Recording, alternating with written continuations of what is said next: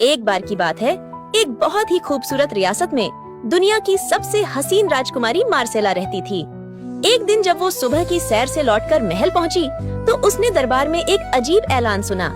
उसके पिता राजा दरबार में सब वजीरों के सामने कह रहे थे, मैं अपनी बेटी शहजादी मार्सेला की शादी अपने दोस्त बल्टन बादशाह के बेटे से करने का ऐलान करता हूँ। राजकुमारी यह सुनकर हैरान रह गई। हुजूर, मैं किसी ऐसे शख्स से शादी कैसे कर सकती हूँ जिसे मैं जानती भी नहीं। ये तुम्हारी माँ की आखिरी ख्वाहिश थी कि जैसे ही तुम 18 साल की हो जाओ तुम्हारी शादी कर दी जाए। मार्सेला ने गहरी सांस ली और मन में सोचा कि वो ऐसी शर्तें रखेगी जो कोई पूरी नहीं कर सकेगा। मगर एक शर्त पर, अगर मेरी 4 ख्वाहिशें पूरी की गईं, तो मैं शादी करूंगी। राजा ने कहा, कौन सी इच्छाएं? मुझे 4 जोड़े बनवा दें। पहला जोड़ा सूरज जैसा सुनहरी, दूसरा चांद जैसा चांदी सा, तीसरा सितारों जैसा चमकदार, और एक लिबास पा जो जंगल की 1000 चीजों से बने। राजा ने तुरंत हुक्म दिया। बुनकरों को बुलाया गया, सिपाही भेजे गए। राजकुमारी को यकीन था कि कोई भी ये काम पूरा नहीं कर पाएगा, लेकिन कुछ ही दिनों में जादू की तरह सब तैयार हो गया। सूरज जैसा लिबास, चांद जैसी पोशाक, सितारों जैसी चमकदार कमीज और एक जादुई कपड़ा जो गिरे हुए पत्तों, टहनियों और पंखों से बना था। ये सारे कपड़े एक जादुई अखरोट में रखे गए जो इन्हें अपने अंदर सुरक्षित रख सकता था। राजा मुस्कुराए और बोले, मेरी बेटी, तुम्हारी सब ख्वाहिशें पूरी हो गईं। अब शादी कल ही होगी। आप ये क्यों नहीं समझते कि मैं किसी ऐसे शख्स से शादी कैसे कर सकती हूँ जिसे मैं जानती भी नहीं। उसी रात राजकुमारी ने फैसला किया, वो महल छोड़ देगी। अब्बा हुजूर, मुझे माफ कीजिएगा, लेकिन एक दिन आप जरूर समझ जाएंगे। वो जंगलों, घाटियों और गांवों में भटकती रही, जब तक कि एक दिन वो एक खोखले पेड़ के तने में जाकर सो गई। उसी रास्ते से एक दूसरी रियासत का राजकुमार गुजर रहा था। सिपाहियों ने देखा, वहाँ एक अजीब मखलूक सो रही है। इंसानों जैसी लग रही है, लेकिन पत्तों का लिबास पहने हुए है। ठीक है, तुम इसे महल ले आओ। उठो लड़की, कौन हो तुम और यहाँ क्या कर रही हो?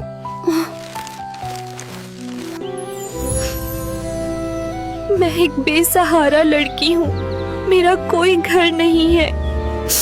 सिपाहियों ने कहा, हमारे साथ चलो, महल में तुम्हें काम मिल जाएगा। इस तरह राजकुमारी महल पहुंची। उसे सीढ़ियों के नीचे एक छोटा सा कमरा मिला और वो रसोई में मददगार के रूप में काम करने लगी। कई महीने बीत गए। फिर एक दिन राजकुमार ने एक भव्य दावत रखी। जब सारे इंतजाम पूरे हो गए, राजकुमारी ने रसोइये से कहा, जनाब, सब काम खत्म हो गया है। क्या मैं कुछ देर के लिए महल की रौनक दिखाऊं? ठीक है, तुम जाओ, लेकिन आधे घंटे में वापस आ जाना। शुक्रिया जनाब, मैं वापस आऊंगी और सारी राख साफ कर दूंगी। राजकुमारी अपने कमरे में दौड़ी, चेहरा और हाथ धोए और जादुई अखरोट से सुनहरा लिबास निकाला जो सूरज की तरह चमक रहा था। उसने अपने बाल खोले और दावत में चली गई। जैसे ही वो हॉल में दाखिल हुई, पूरा महल उसकी चमक से जगमगा उठा। राजकुमार की निगाहें बस उसी पर टिक गईं। उस रात उसने सिर्फ उसी के साथ नृत्य किया।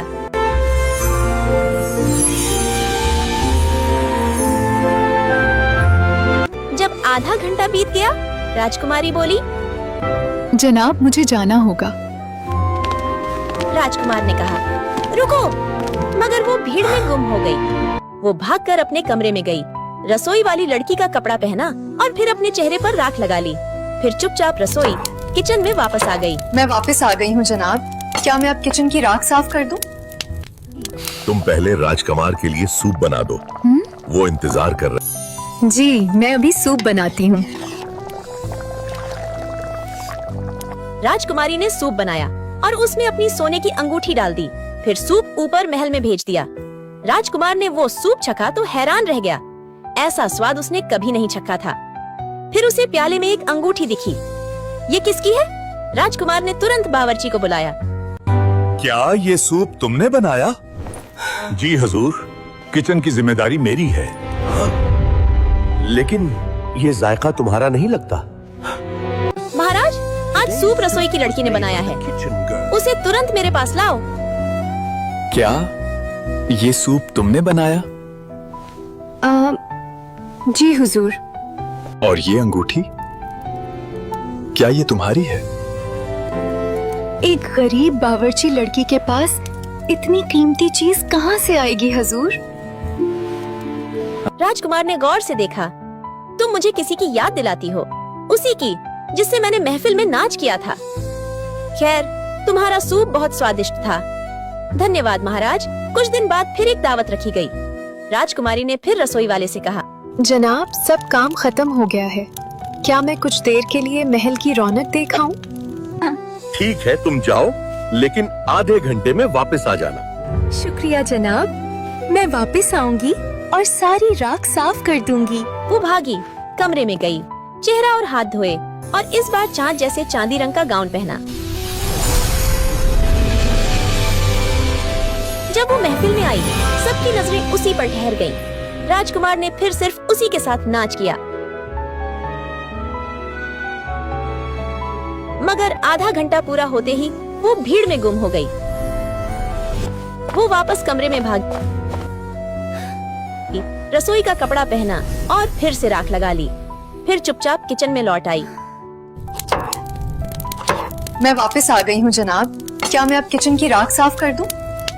तुम पहले राजकुमार के लिए सूप बना दो, वो इंतजार कर रहे हैं। जी, अभी बनाती हूँ। इस बार उसने सूप में अपनी सोने की माला डाल दी और ऊपर भेज दिया। राजकुमार ने जब सूप पिया तो प्याले में माला देखकर बोला, ये एक माला। उसने फिर से रसोई वाली को बुलाया। क्या ये सूप तुमने बनाया? जी हुजूर। क्या ये तुम्हारा हार है?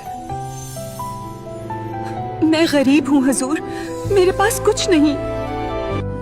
तुम मुझे उस लड़की की याद दिलाती हो जिससे मैंने रक्स किया था। खैर, तुम्हारा सूप अच्छा था। शुक्रिया हुजूर। कुछ दिनों बाद आखिरी दावत हुई। इस बार राजकुमार ने ठान लिया, वो सच्चाई जरूर जानेगा। राजकुमारी ने सितारों जैसी चमकदार पोशाक पहनी। जब वो आई, राजकुमार ने उसी के साथ नाच किया।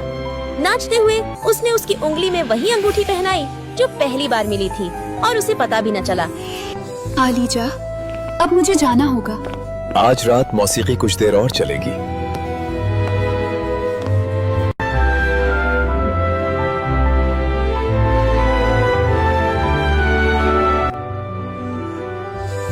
नाच लंबा चला। राजकुमारी को समय नहीं मिला कि वो फिर से भेस बदल सके। वो दौड़कर रसोई पहुंची। कहाँ थी तुम? राजकुमार सूप के इंतजार में है। माफ कीजिए, अभी बनाती हूँ। उसने जल्दी से सूप बनाया और इस बार उसमें अपना सोने का कंगन डाल दिया। जब राजकुमार ने सूप पिया, इस लड़की को जल्दी से बुलाओ, फौरन।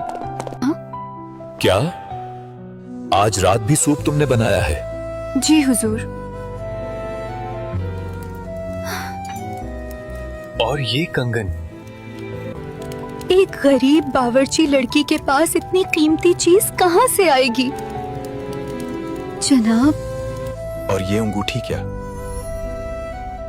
ये भी तुम्हारी नहीं है?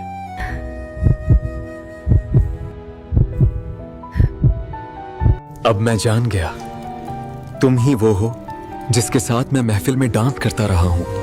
बताओ, तुम कौन हो? राजकुमारी ने सब सच बताया। अपने पिता, अपनी माँ की आखिरी इच्छा और अपने दर्द की कहानी। राजकुमार ने कहा, जब हम पहली बार महफिल में मिले तब तुमने ये सब क्यों ना बताया? क्योंकि मैं ये देखना चाहती थी कि क्या आप सिर्फ मेरे हुस्न के दीवाने हैं या मुझसे मोहब्बत भी करते हैं, कि सब्र से मेरी हकीकत जान सकें। मेरी माँ कहती थी, प्यार इंसान को खूबसूरत बना देता है। राजकुमार ने कहा, मैं तुमसे मोहब्बत करता हूँ, चाहे तुम वाकई एक बावर्ची लड़की ही क्यों ना होती। क्या तुम मुझसे शादी करोगी? जी जनाब, मैं आपसे शादी करूंगी। शादी बड़ी धूमधाम से हुई। राजकुमारी के पिता भी आए। उनकी आंखों में खुशी के आंसू थे और राजकुमार राजकुमारी ने हमेशा प्यार और खुशी से जिंदगी बिताई।